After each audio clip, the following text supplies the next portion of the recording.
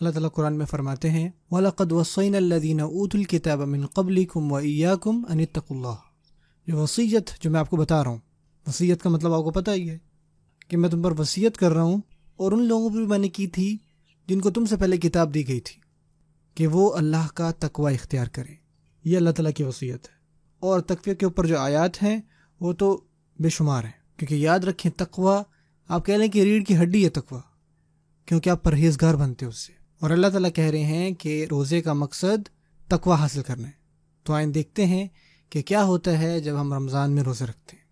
آپ یقین کریں کوئی دوسرا اعمال نہیں ہے جو اللہ تعالیٰ کا تقوی لے کر آتا ہے جیسے روزہ ہے، صیام۔ دیکھیں کہ نماز ہمیں کس طرح افیکٹ کرتی ہے۔ صحیح بات بتاؤں تو انفارچونیٹلی کہ جو ہماری نمازیں ہیں نا وہ ہمارا معمول بن چکی ہیں۔ نماز جو ہے ہمارے نزدیک ایک نیرس رسم بن گئی ہے۔ بس ہم اپنی گھڑی دیکھتے ہیں اور کہتے ہیں اوہ ظہر کا وقت ہو گیا، اور جیسے ہمارے سر اوپر نیچے ہوتے ہیں، لیکن ہمارا دل اور دماغ ابھی بھی اٹیچ ہے کام سے، نوکری سے، دباؤ سے، اسائنمنٹ سے، بچوں سے۔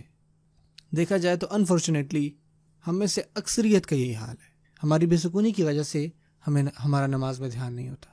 ایسی زکوٰۃ کا معاملہ ہے، ٹھیک ہے نا؟ ایسا نہیں کہ صحیح ہے، لیکن ریئلٹی ایسی ہو چکی ہے۔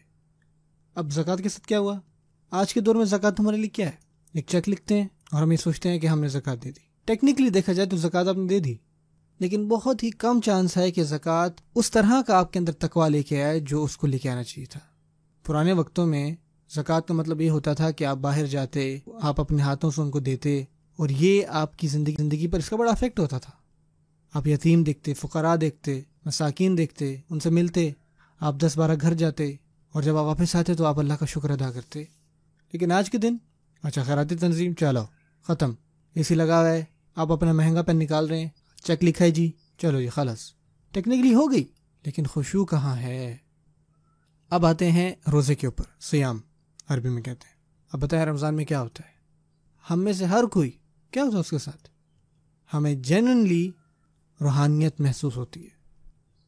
ہم اپنی زبانوں پر قابو کرنے لگتے ہیں، اپنے ہاتھوں پر، اپنی آنکھوں پر۔ ہم کانشیسلی سوچ رہے ہوتے ہیں میں یہاں پہ، مجھے یہاں نہیں کھڑا ہونا چاہیے، میرا روزہ ہے۔ اگر لوگ غیبت کر رہے ہیں، تہمتیں لگا رہے ہیں، آپ کہتے ہو کہ میں نے یہاں نہیں ہونا۔ لٹرلی ہم اللہ تعالیٰ کے بارے میں بہت کانشیس ہو جاتے ہیں روزے میں۔